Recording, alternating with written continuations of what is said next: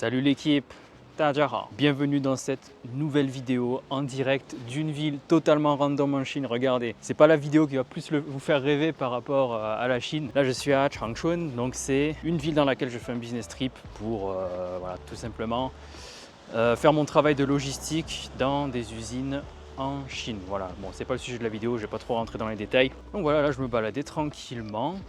C'est très agréable parce que c'est un endroit qui est très calme. Ce qui n'est pas toujours le cas en Chine, avec beaucoup de verdure, etc. Donc très appréciable. Et j'ai eu une petite idée de vidéo en venant ici. C'est tout simplement en fait l'importance vraiment de parler chinois quand vous êtes ici. Encore plus, bon, si c'est dans un contexte pro comme moi, que vous devez aller dans une ville où vous n'avez pas forcément envie d'aller, enfin je veux dire un endroit où il n'y a pas forcément énormément d'étrangers. En gros, ouais, j'ai fait un gros trajet, j'ai commencé en taxi pour aller ensuite à la gare, pour aller ensuite reprendre le taxi pour aller à l'aéroport, pour ensuite reprendre le taxi pour aller à l'hôtel. J'ai beaucoup de trajets, ouais, voilà. Taxi, avion, train, etc. Et ben, j'ai dû, durant ce périple, avoir à utiliser le chinois. Et je me suis rendu compte que sans chinois, c'était vraiment une énorme galère. Donc heureusement, je parlais chinois. Et quand je dis ça, c'est pas forcément parler un chinois exceptionnel avec des tournures de phrases de fou furieux, avec vraiment des mots hyper avancés. C'est vraiment la base de la base. Les mots de base, les phrases de base, vous connaissez aussi la grammaire de base en chinois. Et là, ben, vous aurez aucun problème. Ouais, mais au wenti. Bon, mais au wenti. Pour vous faire comprendre. Mais ça, c'est déjà le plus important. Se faire comprendre, c'est le plus important. Donc, ouais, j'utilisais des formules très simples, des phrases très simples. 我想去, et après l'endroit où je voulais aller. 我想去火车站, 我想去机场. Vous voyez, tout simplement. Je vais aller à l'aéroport, je vais aller à la gare, des endroits comme ça. Et ça marchait très bien. Pas besoin d'aller dans le trop compliqué.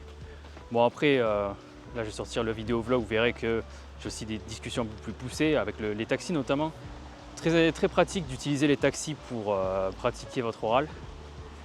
Parce qu'ils aiment bien discuter en général. Bon, ça dépend des taxis. La plupart, ça va être vraiment des discussions basiques. Mais par exemple, là, j'ai demandé comment était la météo dans cette ville, qu'est-ce qu'il y a des trucs à faire, qu'est-ce qu'il y a à manger, des trucs comme ça. Avec les taxis, ça marche très bien de discuter avec eux de ça. Et bref, et je me disais, ouais, vraiment, peu importe où vous allez, même dans des grandes villes, c'est pas dit que les locaux, ils parlent anglais. Donc, très important d'avoir vraiment tous ces mots de base, toutes ces phrases de base, vraiment les trucs les plus basiques en chinois. La petite balade, elle est sympa là, vous voyez. Les gens qui pêchent ici. Des poissons avec un courant comme ça. Mais ouais, je vais peut-être faire une petite visite de la ville, je verrai si j'ai le temps. En tout cas, ouais, là, il n'y a pas énormément de choses à voir, mais au moins, c'est un petit parc sympathique. Très appréciable. Voilà.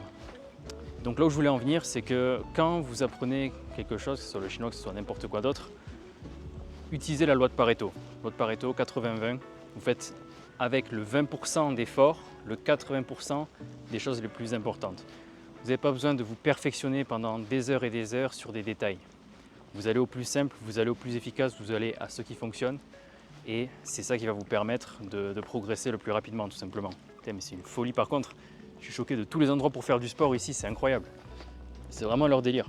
Là, il y a un énorme disque aussi. On va aller voir ça. Mais bref, voilà.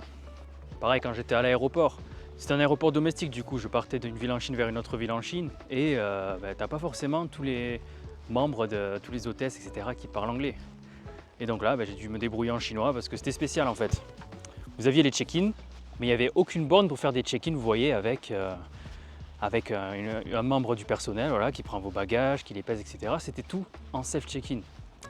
Et donc, ouais, je vais voir les personnes qui s'occupent de ça, je dis « wo xiang dengji ». Vraiment des trucs les plus simples à chaque fois, les phrases les plus simples. Très important, et ça justement, si ça vous intéresse, je l'ai regroupé.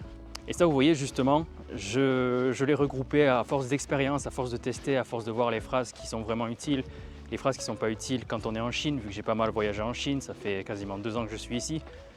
Et tout simplement, en fait, j'ai tout réuni dans un programme qui vous permet d'apprendre ces mots-là, ces phrases-là, toutes ces choses qui vous permettent de survivre en Chine en 14 jours. Donc vous avez le lien juste en dessous dans la description si ça vous intéresse. C'est parfait pour les francophones, c'est parfait pour les personnes qui n'ont pas énormément de temps devant eux et qui veulent quelque chose de rapide, efficace.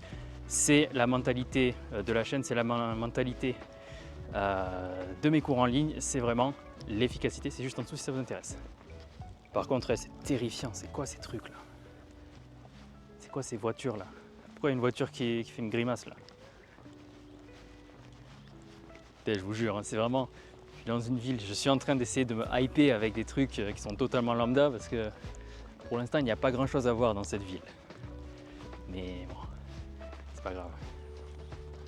Non, franchement, je suis dans cette ville, je trouve une seule personne qui parle anglais, à part les personnes qui travaillent dans une entreprise, etc. Et encore, c'est pas dit. Hein. Dans la boîte où je travaille, mon manager, par exemple, parle anglais.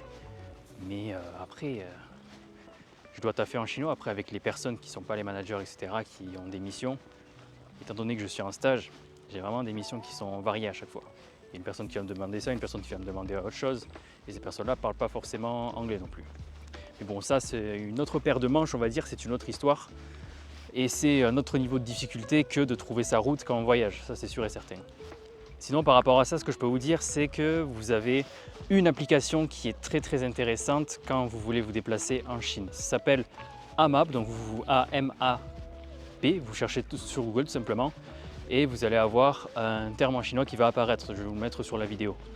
Donc c'est Kao de Di Tu, je ne sais pas pourquoi Amap c'est Kao de Di Tu, mais bref.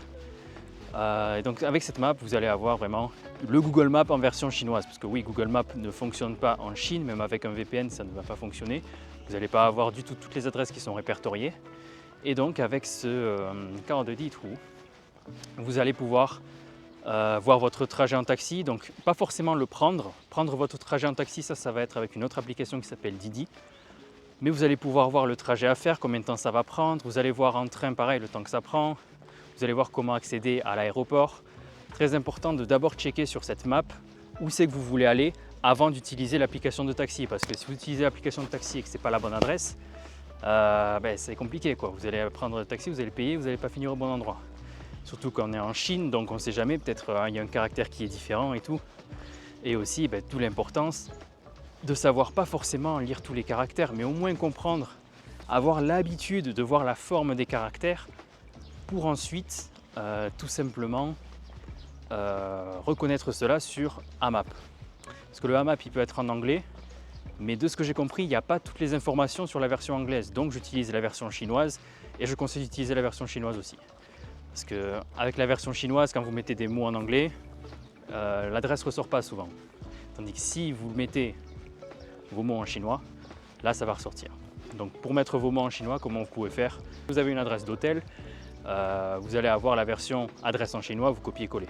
Si vous n'avez pas votre nom en chinois, vous pouvez aller sur Google Traduction, vous mettez votre adresse en anglais et ça va ressortir en chinois, vous copiez-coller et vous mettez sur Amap. Très efficace de procéder de cette manière. Voilà. C'est tout pour moi pour cette petite astuce et ce conseil simple mais efficace. Ne comptez pas sur l'anglais quand vous êtes en Chine. Apprenez le chinois, au moins les bases ultimes. Si jamais ça vous intéresse, vous avez le lien dans la description pour apprendre le chinois avec moi. Moi, je vous dis à la prochaine. Je vous dis 再见.